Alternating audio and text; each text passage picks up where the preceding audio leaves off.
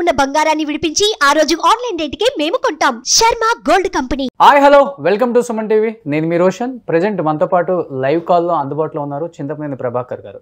So Chintamaneni Prabhakar గారు, చెప్పండి. So ఎలా అనిపిస్తుంది అంటే ఇంత విక్టరీ అనేది ఎవరు కూడా ఎక్స్పెక్ట్ చేయలేదు అంటున్నారు టీడీపీ వాళ్ళు కూడా. 120, 130 దాకా ఆగిపోతాయేమో అనుకున్నాం, కానీ ఈ రేంజ్ లో దాదాపు 164 సీట్లు కైవసం చేసుకోవడం నిజంగా కని విని ఎరగని రీతిలో తెలుగుదేశం పార్టీ పెట్టిన 39 సంవత్సరాల్లో కూడా చూడని ఒక విక్టరీ అని అందరూ చెప్తున్నారు.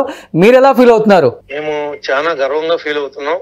ఎందుకనంటే ఇలాంటి రాక్షసుడు రాష్ట్రానికి ముఖ్యమంత్రి అయితే ప్రజలు ఏ రకంగా రివోల్ట్ అవుతారు, రియాక్ట్ అవుతారు అనేది స్పష్టంగా కనిపించింది. దానివల్లనే ఇంత విజయాన్ని మేము నమోదు చేయగలిగాం.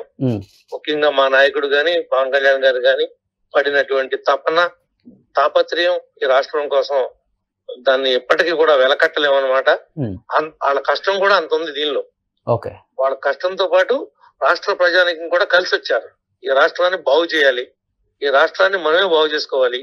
అనవసరంగా ఒక దుర్మార్గుడి చేతిలో ఈ రాష్ట్రాన్ని పెట్టాం, సర్వనాశనం అయిపోయాం, భావితరాలకి భవిష్యత్తు లేకుండా చేస్తున్నాడు అనే ఫీలింగ్ లోకి పబ్లిక్ రాగలిగారు కాబట్టి మాకు ఇది సాధ్యమైందని మేము నమ్ముతున్నాం.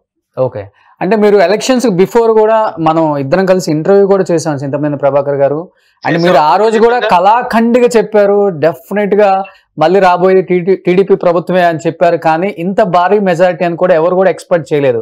అంటే ఇంత ప్రభుత్వ వ్యతిరేకత రావడానికి గల కారణాలంటే ఏమని చెప్తారు ముఖ్యంగా? ఎందుకంటే ఈస్ట్ వెస్ట్ లో తుడుచుకుపోయింది ముఖ్యంగా. ఆ రోజే రోషన్ గారు మీకు గుర్తులేదేమో, వైఎస్ఆర్ పార్టీని బంగాళాఖాతంలో రాజకీయంగా కలపటం ఖాయం అని చెప్పా. ఆ రోజు కావాలని మీరు చూసుకోండి. అవును అవును అవును, ఆ రోజే ఇంత బలంగా దృఢంగా చెప్పా. ఎవరు బీఫామ్ తెచ్చుకుంటే ఆడ అదృష్టవంతుడు ఎమ్మెల్యే అవుతాడు అని చెప్పా. అవన్నీ జరిగినాయి కదా. అవును, ఈరోజు తొడల కొట్టి జబ్బల చరిచిన జిల్లా నాయకులు కూడా చాలా మంది, వల్లభనేని వంశీ కావచ్చు, లేకపోతే కొడాల నాని కావచ్చు, కౌంటింగ్ అక్కడి నుంచి కూడా వెళ్ళిపోవడం చూసాం మనం 2-3 రౌండ్స్ లోనే. ఎలా చూడొచ్చు వాళ్ళ ఓటమని కూడా మనం అసలు ఇక్కడ? అంటే ప్రజలు అంతా ఎందుకు వ్యతిరేకించారో అర్థం అవ్వట్లేదు ముఖ్యంగా. చెప్పాను కదా, వాళ్ళకి రాజకీయంగా పుట్టగతులు లేకుండా పోతాయని మనం కూడా చెప్పాం. మీకు వాళ్ళిద్దరి గురించి అడిగారు. వాళ్ళకి రాజకీయంగా రాబోయే రోజుల్లో పుట్టగతులు ఉండవని చెప్పా. ఓకే, పుట్టగతులు లేకుండా పోయాయి అంతే. వాళ్ళ జీవితంలో రాజకీయంగా పోటీ చేసి గెలిచే అవకాశమే లేదు. ఓకే, ఇంకా భవిష్యత్తులో అవకాశం లేదంటారు. భవిష్యత్తులో కూడా అంటే ప్రజలు అంతా వ్యతిరేకించారు వాళ్ళని అంటానికి గల కారణాలు ఏం చెప్తారు మీకు? అంటే మీకు తెలిసిన కాదు, కర్ణుడు చావుకి 1,000,000 కారణాలు. అలాగే వాళ్ళు కూడా శిశుపాలులాగా చేయకూడని తప్పులు చేశారు.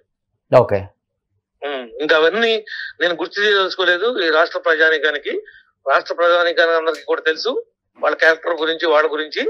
రేపు పొద్దున మీరే చూస్తారుగా. అంటే ఇంత చరిష్మా గల నాయకుడు, మాస్ లో ఇంత ఫాలోయింగ్ ఉంది జగన్మోహన్ రెడ్డికి అని అందరూ చెప్తూ ఉంటే మనం వింటూనే ఉంటున్నాం, చూస్తూనే ఉన్నాం.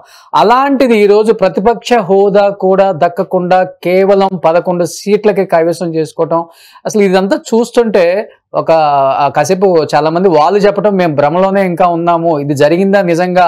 ఎందుకంటే జగన్మోహన్ రెడ్డి కూడా నిన్న ప్రెస్ మీట్ పెట్టి కొన్ని వ్యాఖ్యలు చేయటం చూసాం. వాటిని ఏ విధంగా చూడొచ్చు అంటారు? నా అక్క చెల్లెలు ఏమయ్యారు, నా అవ్వతాతలు ఏమయ్యారు, అక్క చెల్లెలు వాళ్ళు వీళ్ళని ముసిలి కన్నీళ్లు గారుస్తున్నాడు. వాళ్ళకి ఎవరికి ఏమి చేయలే. ఆయన నవరత్నాలు అనే పేరుతో నవరకాలుగా మోసం చేశాడు. ఓకే, నవరకాలుగా మోసం చేశాడు. ఆ మోసం ఇంత అంతా కాదు, పేదవాడి యొక్క రక్తాన్ని చెమటని కలిపి తాగేశాడు. ఓకే, వాడికి ఎక్కడా కూడా రిలీఫ్ లేదు. వాడి కష్టమంతా జగన్మోహన్ రెడ్డికి అక్రమ మార్గంలో మద్యం పేరు మీద లాగేశాడు. ఓకే, అంటే చెప్పారు క్లియర్ గా.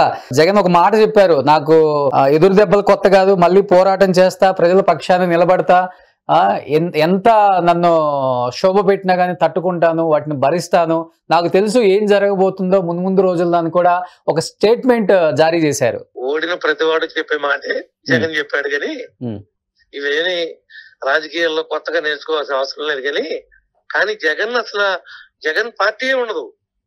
వైఎస్ఆర్సీపీ పార్టీ అనేదే మనుగడ లేని పార్టీగా మిగిలిపోతుంది, ముండ మోసిపోతుంది ఆంధ్రప్రదేశ్ లో.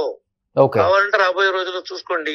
జగన్మోహన్ రెడ్డి జైలుకి వెళ్ళాలి. ఆయన పోరాటం చేయడానికి ఫిక్స్ చేశారా? ఆయన పోరాటం చేయడానికి ఏమి మిగల ఇక్కడ. ఆయన చేయవలసిందంతా చేసేసాడు. తండ్రి యొక్క అధికారాన్ని అడ్డం పెట్టుకుని కోట్లాది రూపాయలు డబ్బుని లూటీ చేసి ఆ డబ్బు ద్వారా రాజకీయాల్లోకి వచ్చి మళ్ళీ అదే డబ్బును పెట్టుబడిగా పెట్టి మళ్ళీ రాజకీయం చేద్దామని చెప్పి నియోజకవర్గానికి 25-30 కోట్లు ఎవడబ్బా సొత్తు? నువ్వు డబ్బు ఇచ్చి గెలుతావు అని రాజకీయంగా ప్రయత్నం చేస్తే ప్రజలేమన్నా అమాయకులా? అంటే పశువులా? సంతలో కొన్నట్టుకుంటావా? ఆ రకంగా రాజకీయాన్ని ఈ రకంగా దిగజార్చేసినటువంటి చరిత్రహీనుడుగా మిగిలిపోయేటువంటి మొట్టమొదటి వ్యక్తి జగన్మోహన్ రెడ్డి. అంటే చాలా మంది వ్యాఖ్యలు చేస్తున్నారు, ఈ రిజల్ట్ వచ్చిన తర్వాత జగన్మోహన్ రెడ్డి ఓడిపోవడానికి మెయిన్ రీజన్ చుట్టూ ఉన్న కొంతమంది సజ్జల రామకృష్ణారెడ్డి కావచ్చు, సజ్జల రామకృష్ణారెడ్డి కొడుకు సజ్జల భార్గవ రెడ్డి కావచ్చు, ఇలాంటి వాళ్ళు నిట్టా ముంచేశారు జగన్మోహన్ రెడ్డి అనే కామెంట్ కి మీరు ఏం చెప్తారు? సజ్జలు ముంచాడో జగన్ సజ్జలను ముంచాడో, ఎల్ఐని పొలై ముంచాడో, పొలైన ఎల్ఐ ముంచాడో మనకి ఎందుకు రాష్ట్రం గారు? ఇప్పుడు మనం ఎటువంటి అపాయింట్మెంట్లు ఇవ్వకుండా ఎమ్మెల్యేలకి ఎంపీలకి ఏది పాస్ చేయాలన్నా కానీ మెసేజ్ నాకు చెప్పండి నేను ఎందుకు చెప్తాను అనే దశగా తీసుకెళ్లిపోయారు వాళ్ళు. బ్రహ్మాండమైనటువంటి తీర్పుని రాష్ట్ర ప్రజానీకం ఇచ్చింది. ఇప్పుడు ఆ పనికిమాలిన జగన్ గురించి ఆ సజ్జల గురించి మనం మాట్లాడుకోవాల్సిన అవసరం ఉందంటారా? ఇప్పుడు ఫుల్ జోష్ లో ఉన్నారు కదా. కాదు కదా, వాళ్ళ గురించి ఎందుకు టైం వేస్ట్? వాళ్ళు అయిపోయారు, డిస్కనెక్ట్ అయిపోయారు. ఓకే, ప్యాక్ లో కనెక్టివిటీ లేనప్పుడు ఆ మొక్కను కొట్టేస్తారు కింద. ఇప్పుడు జగన్ కూడా అంతే రాజకీయంగా. ఓకే, ఆయన గురించి ఒక మాట కూడా మనం మాట్లాడుకోవడం waste. So coming to Pawan Kalyan garu, ఇప్పుడు నిన్న కూడా చిరంజీవి గారు ఒక ట్వీట్ చేశారు, కింగ్ మేకర్ కాదు మ్యాన్ ఆఫ్ ద మ్యాచ్ అంటున్నారు తమ్ముడు. ఒక అన్నగా దీన్ని నేను నా హృదయంతో నిండిపోయిందని కామెంట్ చేశారు. సో ఇప్పుడు మ్యాన్ ఆఫ్ ద మ్యాచ్ అయిన పవన్ కళ్యాణ్ గారిని ఏ విధంగా గుర్తించబోతుంది మీ పార్టీ? ఏ స్థాయిలో ఉంచబోతుంది? ఒక డిప్యూటీ సీఎం లేకపోతే ఎలా? ఆయన మ్యాన్ ఆఫ్ ది మ్యాచ్, ఆయన కింగ్ మేకర్, ఆయన ఫైటర్, పోరాట యోధుడు. దానిలో సెకండ్ థాట్ లేదు మా పార్టీకి గాని మాకు గాని. ఆయన ఏం కోరుకుంటాడో, ఆయనకి ఏం పదవి ఇవ్వాలో, ఏం తీసుకోవాలో చంద్రబాబు గారు ఆయన స్థాయిలో విషయాల్ని రాశాను. నువ్వు నేను ఎందుకు చెప్పు, టైం పాస్ తప్ప మనకు వస్తుంది. అంటే పరిటాల రవి గారి తర్వాత అత్యంత ఇబ్బందులు పడ్డ ఎమ్మెల్యే ఎవరైనా ఉన్నారు అంటే ఆంధ్రప్రదేశ్ లో మీ పేరు గుక్క తిప్పుకోకుండా చెప్తారు, ఏ నాయకుడు అయినా కానీ, ఏ కార్యకర్త అయినా కానీ. సో ఇప్పుడు మీరు కూడా ఒక రెడ్ బుక్ ఏమైనా మెయింటైన్ చేశారా? లోకేష్ గారు మెయింటైన్ చేసినట్టు లెక్కలు తేల్చుకుంటారా ఇప్పుడు అధికారంలోకి వచ్చారు కాబట్టి? ఎవరికి ఉండేవి వాళ్ళకు ఉంటాయి కానీ నా రెడ్ బుక్ కి ఇంపార్టెన్స్ లేదు. ఓకే, నన్ను ఏ ఆశయంతో అయితే నా నియోజకవర్గ ప్రజానీకం నన్ను నమ్మి శాసనసభకు పంపించారో వాళ్ళ యొక్క ఆశయ సాధన కోసం నా గొంతులు ప్రాణం ఉన్నంత వరకు వాళ్ళ కోసమే పరితపిస్తా, పనిచేస్తా, వాళ్ళని మెప్పిస్తా, మరిపిస్తా. ఓకే, పనిచేసి no red book. So Andhra Pradesh మొత్తం ఎమ్మెల్యేలలో ఎక్కువ మంది ఫ్యాన్స్ ని కైవసం చేసుకున్న వ్యక్తి కూడా చింతమనేని ప్రభాకర్. ఆయన మాటలతో, ఆయన స్టైల్తో, ఆయన మేనరిజంతో. సో రేపొద్దున కేబినెట్ లో ఏమైనా ఎక్స్పెక్ట్ చేయొచ్చా మేము కూడా చింతమనేని ప్రభాకర్ గారిని? చంద్రబాబు గారు తీసుకున్నటువంటి నిర్ణయాన్ని మీరు చెప్పలేం కదా. నేను సూట్ అయితే పనికొస్తే అవకాశం కల్పించవచ్చు. గతంలో కూడా అడుగున్నాం కదా. ఓకే, సో ఇంత విక్టరీ ఇచ్చిన తెలుగు రాష్ట్ర ప్రజలకి ఏం చెప్పాలనుకుంటున్నారు చింతమనేని గారు ఫైనల్ గా? జన్మలకి కూడా ఈ తెలుగు ప్రజలకి, తెలుగుదేశం పార్టీకి విడదీయలేనటువంటి బంధం అది. ఆ బంధం ఈ భూమి ఆకాశం ఉన్నంతకాలం అలాగే కొనసాగుతుంది. ఈ పార్టీ పెట్టింది స్వర్గీయ నందమూరి తారక రామారావు గారు పేదవారి కోసం, తెలుగు వారి కోసం, నా అనే వాళ్ళ యొక్క న్యాయం చేయటం కోసం పెట్టినటువంటి పార్టీ. ఆ పార్టీ ఎప్పటికీ అట్లాగే ఉంటుంది.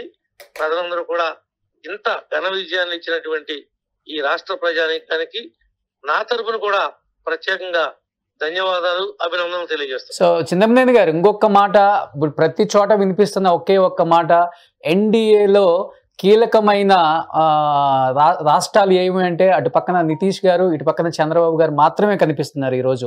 అంటే రాష్ట్రానికి స్పెషల్ స్టేటస్ రావాలన్నా, పోలవరం లాంటివి డిమాండ్ చేసి తెచ్చుకునే ఒక స్థాయికి ఈరోజు పార్టీ అన్ని అంటే అంత ఫిగర్ని టచ్ చేసింది కదా. దీన్ని బాగా చెప్పుకోవచ్చు కదా ఈరోజు. ఈ అంశాన్ని కానీ, ఈ విషయాన్ని కానీ తప్పనిసరిగా మా నాయకుడికి అనుభవం ఉంది, సత్సంబంధాలు ఉన్నాయి.